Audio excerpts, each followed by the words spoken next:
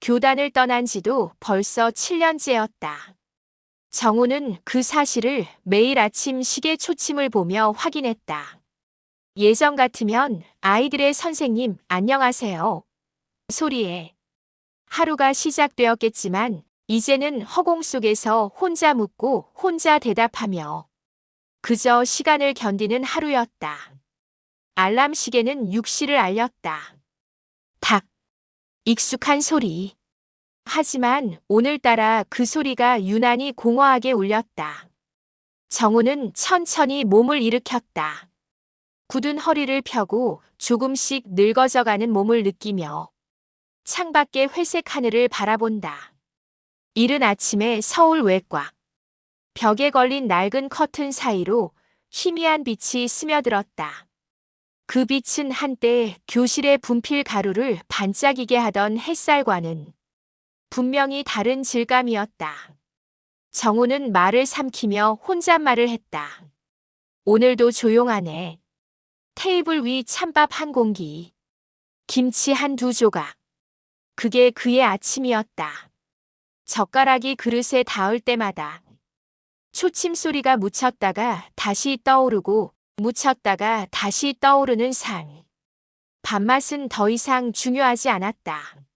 먹는 이유는 하루를 살아야 하기 때문이었다. 신문 헤드라인이 눈에 들어온다. 퇴직 후 자살률, OECD 최고 수준 노년의 외로움. 손끝이 떨렸다. 그는 가만히 그 문장을 오래 바라보았다. 그리고 천천히 신문을 접었다. 아니, 남 이야기겠지. 하지만 속마음은 알고 있었다. 남일 같지 않다는 것을. 회색 바람막이를 걸치고 집을 나섰다. 좁은 아파트 복도 끝. 이웃 아주머니와 마주쳤다. 어르신, 또 산책 가세요? 네, 뭐 집에만 있으면 답답해서요. 건강하셔서 보기 좋아요. 문이 닫히는 순간 정우의 표정도 함께 닫혔다. 엘리베이터 문이 열리자 젊은 부부가 스마트폰만 바라보고 서 있었다. 정우는 믿어보기로 했다. 조심히 인사를 건넸다. 좋은 아침입니다. 아무 대답도 없었다. 이어폰 사이로 흘러나오는 가벼운 음악 소리가 오히려 더 크게 느껴졌다. 문이 닫히며 정우의 얼굴이 어둠에 잠긴다. 그 말 한마디가 그렇게 어려운가. 산책길에 낙엽이 바스락거린다. 노인정 앞에 모여있는 사람들. 웃음소리, 바둑돌 부딪히는 소리, 기침 소리. 정우는 그 문을 향해 발걸음을 여러 번 들었다가 다시 돌리곤 했다. 저긴 오래된 이들만의 역사지. 지금 들어가면 나는 행운처럼 앉는 거겠지. 벤치에 앉아 오래된 가방을 열고 수첩 한 권을 꺼낸다.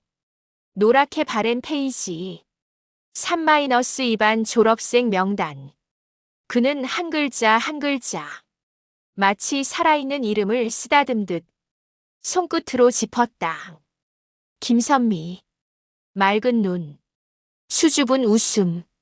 글씨는 엉망이었지만 마음만큼은 예뻤던 아이. 지금은 어디서 어떻게 살고 있겠지. 멀리서 초등학생들이 뛰어간다. 정우는 눈을 감는다. 어느새 입가에 아주 작은 미소가 번졌다. 집으로 돌아온 정우는 TV를 켜자나마 곧 끄며 라디오를 켠다. 차분한 피아노 선율. 분필 냄새를 닮은 맑은 정우는 앨범을 꺼냈다. 젊은 시절의 자신. 아이들 속에 둘러싸여 마음껏 웃고 있던 날들. 손끝이 떨리며 그는 그 사진을 쓰다듬는다. 그땐 그 소리가 그렇게 시끄럽다고만 생각했는데 지금은 참 그리워. 창문 너머로 아이들이 등굣길을 지나간다. 책가방이 흔들리고 깔깔한 웃음이 번진다. 정우는 속삭였다. 오늘도 조용하구나. 그 말엔 한없이 넓고 깊은 쓸쓸함이 스며 있었다. 다음 날 아침 라디오에서 흘러나온 진행자의 말. 오늘은 선생님께 드리는 편지 코너입니다. 정우의 손이 멈췄다. 젓가락도 시계도 숨도. 저는 지금 아이들을 가르치는 교사입니다. 20살 때 제 인생을 바꿔주신 정우 선생님께 감사 인사를 드리고 싶습니다. 정우는 천천히 고개를 들었다. 라디오 스피커를 바라보며 숨조차 삼키지 못했다. 사연을 보내주신 분은 김선미님입니다. 그 이름 혹시 정말 볼륨을 줄이려는 손이 오히려 떨렸다. 정우는 라디오를 끄고 한참을 가만히 앉아 있었다. 그리고 아주 느리게 중얼거렸다. 선미냐? 비가 내린 오후 정우는 노트북 앞에 앉아 있었다. 검색창에 이름을 적었다. 김선미. 커서가 깜빡였다. 손가락이 멈췄다. 찾아서 뭐하나? 이젠 어른이겠지. 결혼도 했을지 모른다. 세상은 변했고 학생들은 다 자랐고 나만 그대로 멈춰 있는 건 아닐까. 정우는 노트북을 닫았다. 그날 밤 한참을 고민한 끝에 전화기를 들었다. 뚜루루 뚜루루. 네, 방송국입니다. 저 어제 그 사연 김선미. 그리고 그의 인생을 몇 년 만에 흔드는 목소리가 이어졌다. 선생님 저예요. 순간 세월이 무너졌다. 칠판, 아이들의 떠드는 소리, 봄 햇살. 모든 추억이 한꺼번에 밀려왔다. 정우는 눈을 감았다.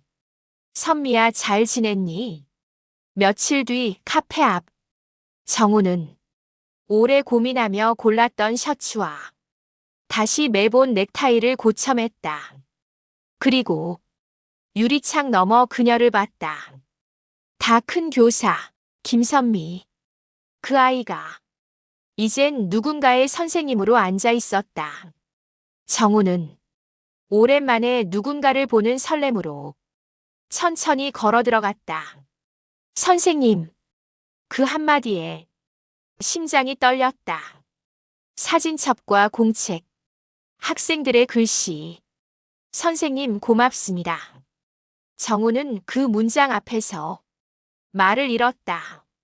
세월이 지나도 선생님은 선생님이었다. 그리고 초대장이 건네졌다. 명예교사로 다시 한번 교실에 서주실 수 있나요? 정우는 눈가에 고인 빛을 숨기지 못하고 고개를 끄덕였다. 그래 가야지. 운동장. 아이들의 웃음. 교실의 분필 냄새. 정우는 칠판 앞에 섰다. 손가락이 떨렸다. 하지만 글씨는 분명했다. 사람은 사람으로 인해 따뜻해진다. 아이들이 박수쳤다. 정우는 웃었다. 그 웃음 속엔 지난 모든 외로움이 아주 천천히 녹아내리고 있었다. 정우는 교실에서의 그 하루를 잊을 수 없었다. 아이들의 눈빛은 생기가 넘쳤고 그 생기는 오래전 자신이 가르치던 아이들 속에서도 똑같이 반짝이던 그것과 닮아 있었다. 하루 종일 그 소리들이 귓가에 맴돌았다. 선생님, 내일도 오세요. 우리 담임해주세요. 오랜 세월 닫아두었던 마음의 문틈이 조금씩 열리는 느낌이었다. 집으로 돌아온 정우는 살짝 떨리는 손으로 불을 켰다. 그리고 라디오를 켰다. 오늘따라 라디오의 음성이 더 감미롭게 들렸다. 그가 다시 세상 속으로 돌아온 것 같았다. 그래, 오늘은 시끄러웠지. 그 말 속엔 어느 때보다도 깊은 기쁨과 따뜻함이 담겨 있었다. 다음 날 그는 또 일찍 일어났다. 알람 시계가 울기도 전에 분명 어제까지는 일어나는 것조차 버거웠던 몸이 오늘은 왜 이렇게 가벼운지 식탁에 앉아 김치를 집는데 문득 깨달았다. 오랜만에 밥이 맛있구나. 그 표정엔 작은 변화가 있었다. 희미하지만 확실하게 살아있는 눈빛. 정우는 책상 서랍을 열었다. 안에는 오랜 세월 담겨있던 편지들이 있었다. 퇴직 기념으로 학생들이 써준 편지. 잊지 않을게요. 사람은 사람으로 인해 따뜻해져요. 그 문장들이 세월을 버티게 해주었다. 그중 한 편지에 시선이 멈췄다. 선생님은 저에게 처음으로 칭찬이라는 걸 알려주신 분이에요. 김선미. 손끝이 바르르 떨렸다. 그 아이가 이제는 커서 자신과 같은 일을 하고 있다니. 그 사실 하나만으로도 정우는 조금 더 씩씩해질 수 있었다. 며칠 동안 정우는 달라졌다. 산책길에서 만난 이웃에게 먼저 인사하기 시작했다. 좋은 아침입니다. 어서 다녀오세요. 그는 알고 있었다. 그 말 한마디가 사람을 살릴 수도 있다는 것. 젊은 부부도 이어폰을 잠시 빼고 인사하며 웃어주었다. 이건 작은 변화지만 정우의 세상에선 아주 큰 사건이었다. 하지만 행복은 늘 조심스럽게 찾아오다가 갑자기 멈추곤 한다. 그날 오후 정우는 급히 병원으로 향했다. 몇 주 전 받은 건강검진. 재검 진단서가 우편함에 꽂혀 있었다. 혈중 수치 이상. 정밀 검사 요함. 카페에서 선미와 둘러앉으며 웃던 그 순간과는 전혀 다른 감정이 정우의 가슴을 조여왔다. 이제 겨우 다시 숨쉬기 시작했는데 검사 결과를 기다리며 정우는 병원 복도에서 손을 가지런히 모으고 있었다. 스피커에서 울리는 병원 안내 방송, 수간호사의 발걸음 소리, 아이 울음소리까지 모든 소리가 자신을 향한 판결처럼 들렸다. 정우 환자분 들어오세요. 차가운 의사 얼굴이 보였다. 검사 결과가 좀 좋지 않습니다. 자세한 검사가 필요합니다. 그 말은 분명한 두려움이었다. 우리는 행복을 너무 늦게 맞이하는 건 아닐까? 집으로 돌아온 정우는 라디오를 틀었다. 하지만 음악은 온전히 귀에 들어오지 않았다. 머릿속에는 오래전의 기억들이 엉키고 있었다. 아이들 앞에서 늘 당당하고 밝게 웃던 그 시절의 자신. 그리고 지금 텅 빈 집, 혼자 남은 어둠. 정우는 창가에 서서 밤하늘을 바라보았다. 달빛 사이로 떠오르는 생각. 선미에게 말할까? 아니면 괜히 짐이 될까? 잠이 오지 않는 밤이었다. 다음 날, 속림초등학교. 정우는 다시 교문 앞에 섰다. 하지만 발걸음이 쉽게 떨어지지 않았다. 선미는 반갑게 다가왔다. 선생님, 어제 아이들 이야기만 하고 갔어요. 오늘도 기다리고 있어요. 정우는 억지로 미소를 지었다. 그래. 아이들은 참 기다리게 하지 말아야지. 하지만 선미는 정우의 미소가 어딘가 어두운 걸 느꼈다. 그녀의 눈빛에는 걱정이 담겨 있었다. 선생님, 건강은 괜찮으세요? 순간 정우의 심장이 철렁 내려앉았다. 들킨 걸까? 그는 고개를 가볍게 저었다. 그냥 세월이 좀 지났다는 생각만 하네. 그 말은 진실의 아주 작은 부분만 꺼낸 것이었다. 수업이 시작되었다. 아이들은 정우를 향해 눈을 반짝이며 앉아 있었다. 오늘 수업의 주제는 감사하는 마음. 정우는 아이들을 천천히 바라보았다. 공책 위를 분주히 움직이는 손. 궁금함으로 빛나는 눈동자. 그리고 자신의 젊은 시절 학생들과 똑같은 얼굴들. 그는 조용히 말했다. 얘들아, 너희가 이렇게 웃어주니까 선생님은 다시 살아있는 것 같단다. 목소리가 살짝 떨렸다. 아이들은 무슨 뜻인지 완벽히 깨닫지 못했지만 그 말 속에 담긴 진심은 어린 감정에게도 전해진 듯 했다. 교실 공기가 숨막힐 만큼 따뜻해졌다. 수업이 끝나고 교무실로 돌아오는 길, 선미가 조심스럽게 다가왔다. 선생님, 혹시 저한테 숨기시는 거 있나요? 정우는 멈춰 섰다. 말하려다가 입을 꾹 닫았다. 선미야, 사람마다 혼자 감당해야 하는 것들이 있어. 그는 그렇게 말하며 그 자리를 벗어났다. 선미는 그 뒷모습을 오래 바라보았다. 부서질 듯 흔들리는 발걸음. 한없이 외롭던 그 시절의 그림자가 다시 나타난 것만 같았다. 그리고 그녀는 결심했다. 정우가 집에 도착했을 때 문 앞에 낯선 봉투가 놓여 있었다. 송림초등학교 교무실. 그 안에는 편지와 종이 한 장이 들어 있었다. 편지에는 선미의 글씨로 이렇게 적혀 있었다. 선생님은 혼자 감당하지 않아도 됩니다. 선미. 그리고 그 뒤에 실린 종이에는 병원에서 받은 검사 결과 복사본이 들어 있었다. 정우의 몸이 굳어버렸다. 손이 부들부들 떨렸다. 어떻게? 바닥에 앉아 두 손으로 얼굴을 가렸다. 그 순간 문자 알림이 울렸다. 선미. 선생님. 언제든 말씀만 해주세요. 제가 함께 있을게요. 정우는 그 문장을 반복해서 읽었다. 그리고 아주 느린 목소리로 혼자 말했다. 그래. 이제는 혼자가 아니구나.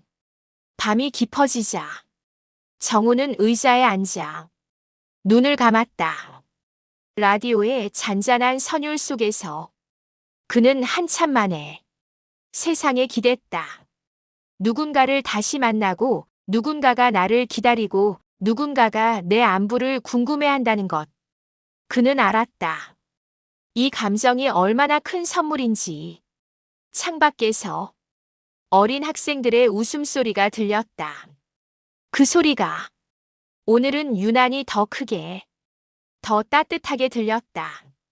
정우는 감긴 눈 속에서 웃었다. 그래. 내일도 좋은 아침이겠지. 병원 정밀 검사 결과를 듣는 날, 하늘은 잔뜩 흐려 있었다. 정우의 발걸음은 무겁게 바닥에 박혔다. 병원으로 들어가기 전 정우는 라디오를 잠시 더 들었다. 당신이 누군가에게 선생님이었다는 사실은 절대 사라지지 않습니다. 마치 자신을 향한 메시지처럼 들렸다. 그러나 두려움은 음악을 뚫고 가슴 깊은 곳에 자리를 잡고 있었다. 난 잘해왔던 걸까? 문을 밀고 들어가자 의사가 차트를 바라보고 있었다. 정우 선생님. 그 한마디에 정우의 심장이 움찔했다. 언제부터 의사는 자신의 직업을 알고 있었던 걸까? 아니면 누군가에게 여전히 선생님이라 불리는 게 익숙하지 않아서일까?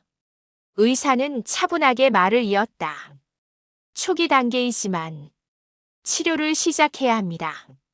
시간을 지체하면 좋지 않습니다. 정우는 숨을 천천히 들이쉬었다. 제가 얼마나 더 괜찮을까요? 의사는 잠시 눈을 감았다가 조심스럽게 대답했다. 누군가를 위해 살 이유가 있다면 그만큼 더 견디고 더 버틸 수 있을 겁니다. 그 말은 진단명이 가르치는 것보다 훨씬 더 명료한 진실이었다. 정우는 진단서를 가방에 넣고 병원을 나왔다. 밖에는 부슬비가 내리고 있었다. 우산을 쓰지 않아도 될 만큼의 작은 비. 그러나 마음에는 폭우처럼 쏟아지는 두려움. 아이들에게 다시 교실에 서도 되는 걸까? 며칠 뒤 송림초등학교 체육관에서는 학부모 공개 수업이 예정되어 있었다. 선미는 정우에게 부탁했다. 선생님, 아이들에게 그때 했던 감사 이야기 다시 들려주시면 어떨까요? 정우는 잠시 눈을 감고 생각했다. 많은 눈빛 앞에 서는 것, 한번 내려놓은 꿈을 다시 꺼내드는 것, 생각보다 큰 용기가 필요했다. 하지만 정우는 고개를 끄덕였다. 그래, 아이들이 원한다면. 드디어 공개 수업 날, 체육관에는 많은 학부모들의 시선이 몰렸다. 아이들이 속삭이고 어른들이 조용히 의자를 옮기는 소리, 마이크 테스트 소리, 온통 분주한 공기 속에서 정우는 깊은 숨을 들이쉬었다. 그는 마이크 앞에 섰다. 안녕하세요. 저는 예전에 이곳에서 아이들을 가르쳤던 정우라고 합니다. 목소리가 조금 떨렸다.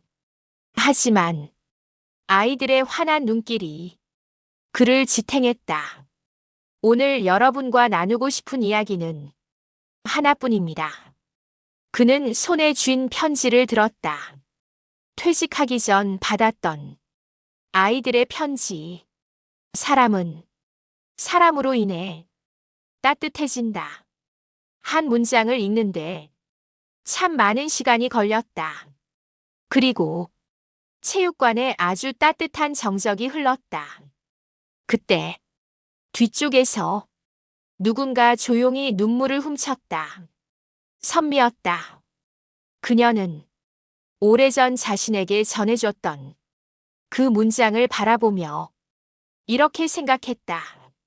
선생님, 정말 잘 살아오셨어요. 그러나 행사 막바지에 이르렀을 때였다. 정우의 시야가 갑자기 흔들리기 시작했다. 아이들의 얼굴이 흐릿해지고 멀어지고 울리는 소리들이 갑자기 멈췄다. 선생님, 누군가의 외침이 아주 멀게 들렸다.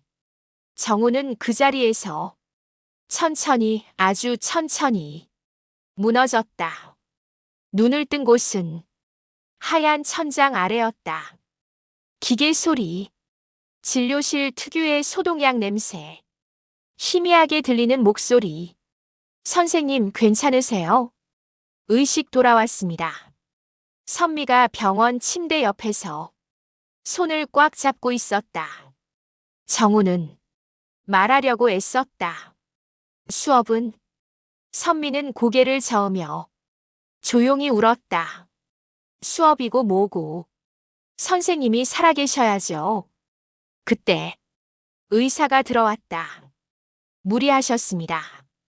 정우 선생님, 당분간 과로는 절대 금지입니다. 과로. 하지만 정우는 알고 있었다. 이건 몸의 경고만이 아니라 삶의 경고라는 것을. 퇴원 수속을 마치고 선미와 함께 병원을 나섰다. 하늘은 맑게 개어 있었다. 아이들의 수업이 끝날 시간. 멀리서 들려오는 웃음소리.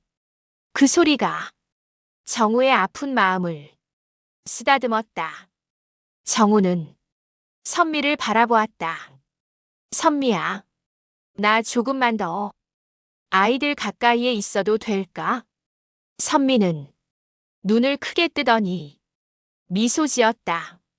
선생님이 아이들을 떠나신 적이 있나요?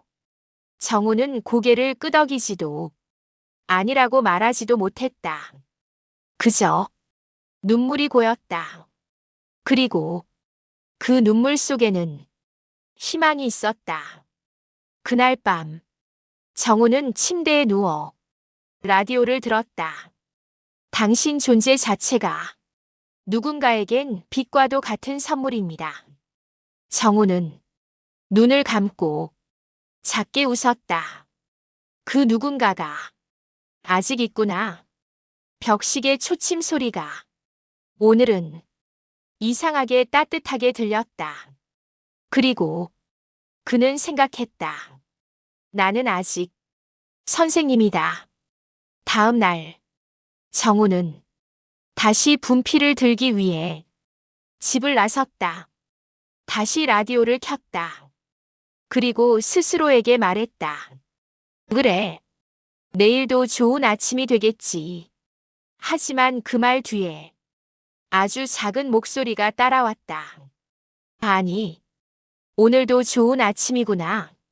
병원에서 돌아온 후 정우는 오랫동안 잠을 이루지 못했다. 방 안의 정적이 유난히 더 깊게 파고들었다. 창밖 가로등 빛이 희미하게 커튼 사이로 번지고 라디오는 잔잔한 클래식 음악을 흘리며 그의 고독을 달래려 애쓰는 듯했다. 하지만 마음 한켠의 불안은 쉬이 가라앉지 않았다. 얼마나 더 아이들 곁에 있을 수 있을까? 그 생각은 누군가에게는 작은 불안일지 몰라도 정우에게는 다시 살아가게 만든 희망과 바로 이어지는 문제였다.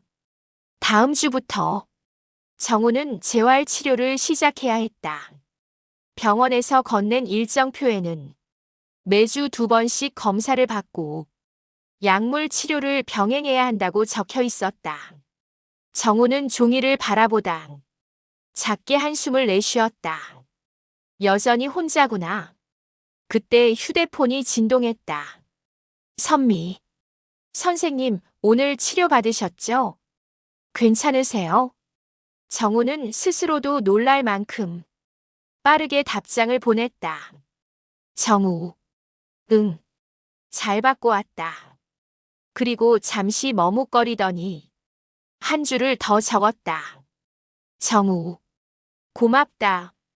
전송 버튼을 누르는데 왜 이렇게 오랜 시간이 걸렸을까?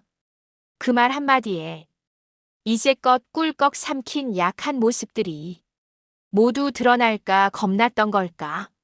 하지만 보내고 나니 묘하게 가벼워진 마음. 정우는 혼자 중얼거렸다. 사람은 정말 혼자 못 사는구나. 며칠 뒤 송림초등학교 교문 앞. 정우는 여전히 그곳을 찾았다. 아이들에게 줄 과자를 작은 종이 가방에 담아들고 아이들이 먼저 달려와 환하게 웃으며 인사했다. 선생님, 오셨어요.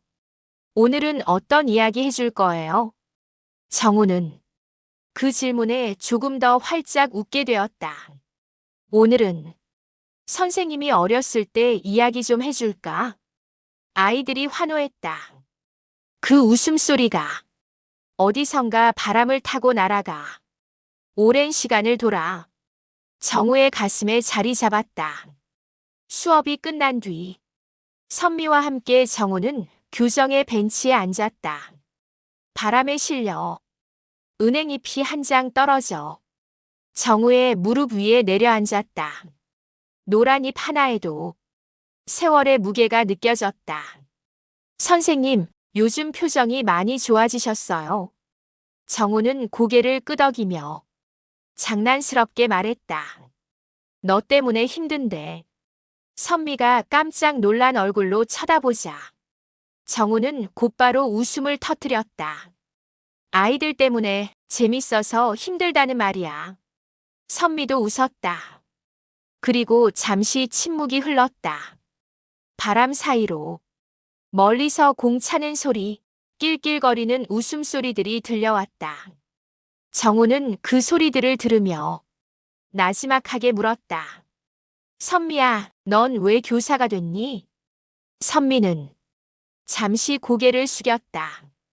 그리고 아주 조용히 말했다. 저한테 처음으로 손 내밀어 주신 분이 선생님이었거든요. 정우의 눈빛이 일순간 흔들렸다. 선미의 목소리가 조금 더 깊어졌다. 그날 제가 무언가를 잘못해도 조용히 이야기해 주셨잖아요. 괜찮아. 처음부터 잘하는 사람은 없단다. 그 말이 지금의 저를 만들었어요. 정우는 목이 메어 말을 잇지 못했다. 바람이 불어 은행잎이 한두 장 더 정우의 발치에 내려앉았다. 그 잎들은 마치 정우의 가슴에 가득 쌓여 있던 말 못한 이야기들을 조용히 내려놓는 것 같았다. 집으로 돌아와 정우는 작은 결심을 했다. 서랍 속 깊은 곳에 넣어두었던 편지 하나. 오래전 자신이 학생들에게 썼던 마지막 편지. 그는 그것을 꺼내어 다시 펴보았다. 부디 너희가 어른이 되어서도 서로의 아침을 따뜻하게 밝혀주는 사람이 되기를. 정우는 그 문장을 손가락으로 천천히 짚었다. 그리고 작게 웃었다. 이제야 내가 그 말을 지키고 있는 것 같구나. 며칠 후 정우는 병원으로 향했다. 오늘은 중요한 MRI 촬영이 있는 날이었다. 긴장된 숨결로 검사실 앞에 앉아 있는데 누군가 그의 옆에 조용히 앉았다. 정우는 놀라며 돌아봤다. 선미야. 선미는 말없이 물병을 건넸다. 선생님, 혼자 오실 줄 알았어요. 정우는 눈을 피했다. 걱정 끼치기 싫어서. 선미는 잠시 그 말을 가만히 듣더니 조용히 고개를 저었다. 어른이 어른에게 괜찮지 않아도 된다고 말할 수 있어야 하는 거잖아요. 그 말에 정우의 눈동자가 흔들렸다. 선생님은 제 선생님이기도 하지만 이제는 제가 지켜드리고 싶은 어른이에요. 정우는 숨을 삼키듯 고개를 끄덕였다. 고맙다. 머릿속이 하얗게 비어버렸다.